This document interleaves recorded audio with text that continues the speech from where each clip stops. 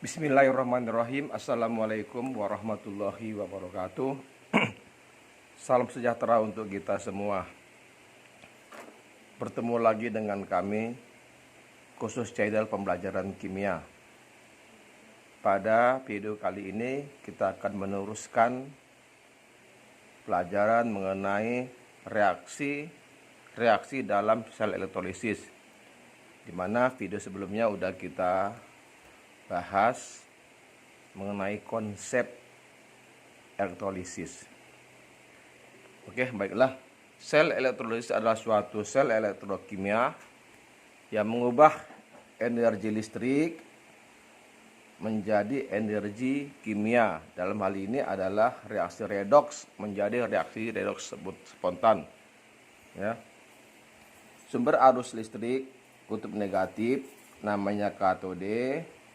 Katode ini tempat berlangsungnya reaksi reduksi, ya. Sedangkan kutub positif namanya anode.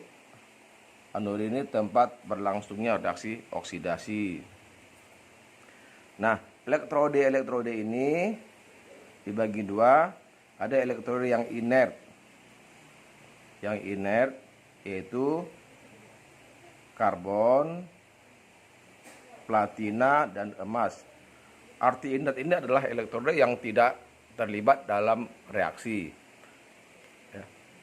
Berikutnya ada juga selain yang tiga ini, namanya elektrode yang tak inert atau non inert, berarti ikut bereaksi. Nah, katode kutub negatif, ya. Anode kutub positif. Ya, yang jadi masalah bagaimanakah reaksi-reaksi yang terjadi di katode dan di anode. Yang pertama kita menggunakan dulu elektrode inert, yaitu karbon, platina, dan emas. Ya, berarti tidak ikut bereaksi. Yang pertama adalah di reaksi katode, menggunakan tadi elektrode inert. Reaksi di katode atau kutub negatif ini adalah tempat terjadi reaksi reduksi. Reduksi kutub negatif berarti di sini terjadi persaingan antara kation dan air. Nah, pemenangnya adalah berarti ada dua persaingan antara kation dengan air. Ya, pemenangnya adalah memiliki potensial elektrode yang besar. Ini udah kita bahas di video sebelumnya. Nah, yang pertama kalau kita menggunakan lelehan, ya. Lelehan elektrolit. Lelehan ini tidak menggunakan air, berarti dipanaskan. Apabila menggunakan lelehan, berarti yang menuju katode adalah hanya kation. Berarti air nggak ada, ya, hanya kation. Jadi di katode langsung kationnya mengalami reaksi reduksi langsung, ya. Nah, reaksinya adalah L positif menangkap elektron sesuai dengan ditangkapnya, menghasilkan endapan L. Jadi kalau kita menggunakan lelehan, berarti tidak menggunakan air, udah pastilah kation itu yang langsung terreduksi. Ya, ingat di sini ada direct volta dan valensinya L positif, pasti 1, K positif 1, Ba positif 2, valensinya ya, Ca2, Na positif, Mg 2, Al 3 positif, Mn dan seterusnya, ya. Ini adalah valensi pada logam direct volta, ya. Jadi arti X ini adalah valensinya. Oke, ya. Berikutnya, kalau yang dielektrolisis berupa larutan, ya, kalau larutan itu pasti mengandung air. Berarti terjadi persaingan antara kation dengan air. Ya, kation tereduksi, anion tereduksi di katode. Nah, jika kationnya golongan 1A, 2A, Al dan Mn, ya, kationnya, dapat dipastikan bahwa E0 atau potensial elektroda air pasti lebih besar daripada E0 kation tersebut. Ya, sudah dipastikan. Maka pemenangnya adalah pasti air ya. Karena semakin besar E0 atau potensial elektroda, semakin mudah mengalami reaksi reduksi. Nah, karena pemenangnya air, reaksinya air yang mengalami reaksi reduksi, yaitu 2H2O menangkap elektron menghasilkan H2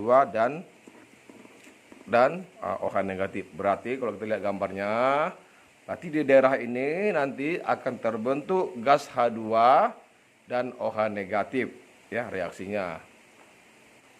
Berikutnya lagi, kalau kationnya selain golongan, maka kation itu langsung tereduksi. Karena E0 H2O lebih kecil daripada E0 kation tersebut ya. Maka pemenangnya adalah kation itu sendiri. Ini reaksinya ya. Misalkan Cu 2 positif ya, nangkap oksi 2 elektron menghasilkan endapan Cu. Oke ya. Berikutnya lagi, apabila kationnya ion hidrogen, misalkan HCl H2SO4, berarti kationnya H. Kalau kationnya H positif, maka dapat dipastikan bahwa kation itu H positif yang langsung tereduksi, maka menghasilkan gas H2 di katode. Ya, itulah reaksi-reaksi yang terjadi di katode. Berarti persaingan antara kation dengan air. Oke. Sedangkan reaksi-reaksi di anode. Anode adalah kutub positif, tempat terjadinya reaksi oksidasi. Kutub positif berarti terjadi persaingan antara anion, air, dan elektrode. Nah, elektrode adalah elektroda inert, berarti tidak ikut bersaing karena tidak ikut bereaksi. Berarti sini adalah persaingan antara anion, ion negatif, dan air. Tentu pemenangnya adalah E0 yang kecil. Semakin kecil E0-nya, semakin mudah mengalami reaksi oksidasi. Nah, apabila anionnya berupa ion halida, misalkan F negatif, Cl negatif, Br negatif, dan I negatif, ini ion halida. Maka pastikan, maka pemenangnya adalah ion halida tersebut yang E0-nya kecil. Nah, makanya pemenangnya adalah ion halida itu sendiri yang mengalami oksidasi.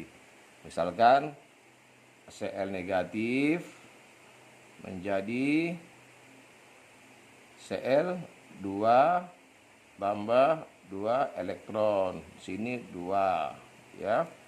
Atau Br negatif menjadi Br2 tambah 2 elektron, mengalami oksidasi. Sini dikurung bisa karena ini bisa solid, bisa ini solid, bisa gas, dan bisa juga cairan ya. Itu kalau anionnya berupa ion halida. Berikutnya, apabila anionnya sisa asam yang ada oksigennya, sisa asam, kalau H2SO4 berarti SO4 2 negatif, sisa asam ada oksigen. HNO3 berarti NO3 ada O-nya, NO3 negatif. H2CO3 berarti sisa asamnya CO3 2 negatif, disebut dengan sisa asam oksi ya, sisa asam oksi.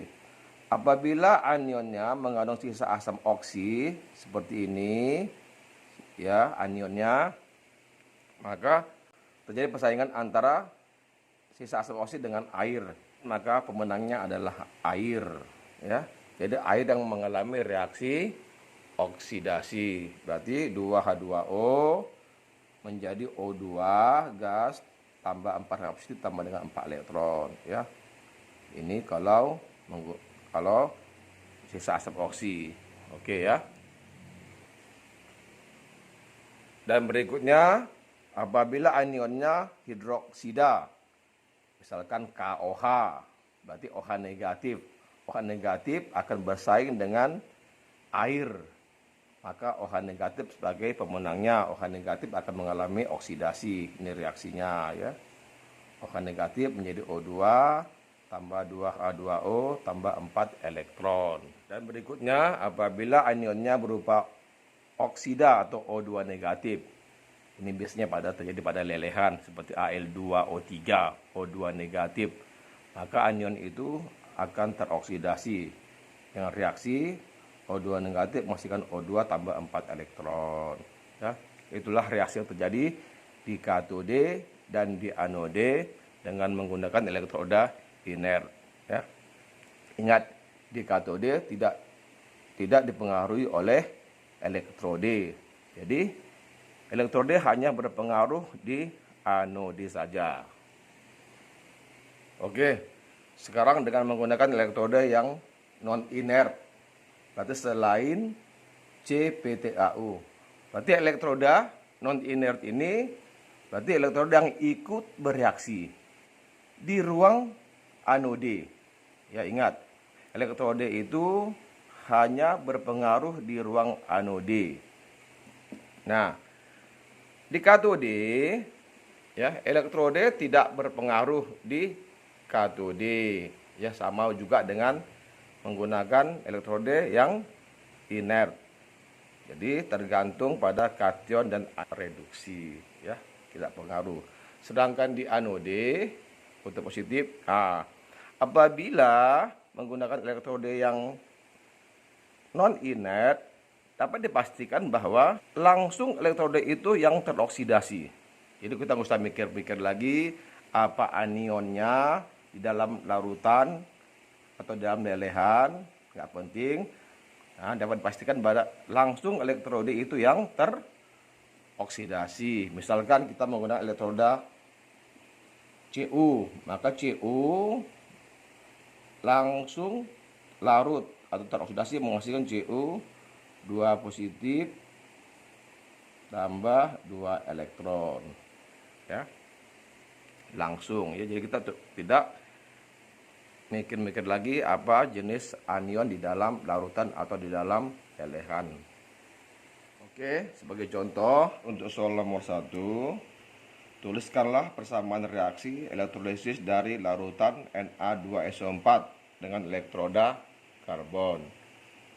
Kita jawab. Langkah yang pertama, buat dulu persamaan reaksinya. Ya, A Na2SO4 larutan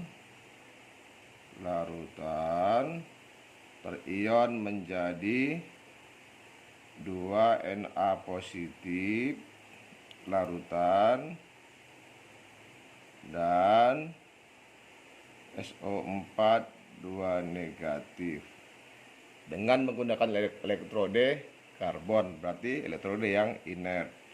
Nah, reaksi di katode kutub negatif, reaksi reduksi ya. Berarti Na ya. Na menuju katode.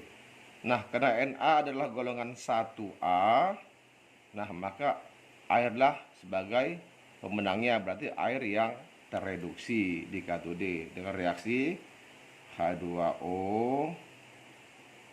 Reduksi menangkap elektron. Ingat reaksinya menghasilkan gas H2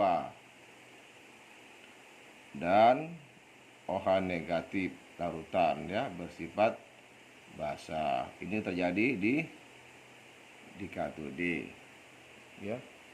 Sedangkan di anode ano positif ya, reaksi oksidasi. Berarti SO4 karena menggunakan tadi karbon, nah, berarti tidak terlibat. Berarti SO4 adalah sisa asam oksi.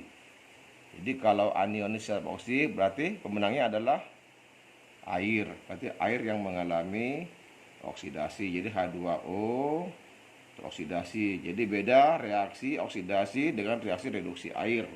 Ya. H2O menghasilkan O2, gas O2. Gas O2 sini 2 tambah dengan 4H positif tambah dengan 4 elektron. Ini aqua, ya. Jadi di katode terbentuk gas H2, di anode terbentuk gas oksigen. Kalau dijumlahkan bisa, ya, menghasilkan suatu reaksi, ya, reaksi sel elektrolisis. Ya, ini kita kali dengan 2 kali dengan 1. Ya, kalikan sendiri, ya, untuk menjumlahkannya. Ini jumlahkan. Oke, begitulah untuk menentukan reaksi di katode dan anode.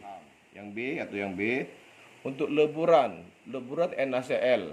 Leburan, ingat, leburan berarti tidak menggunakan air.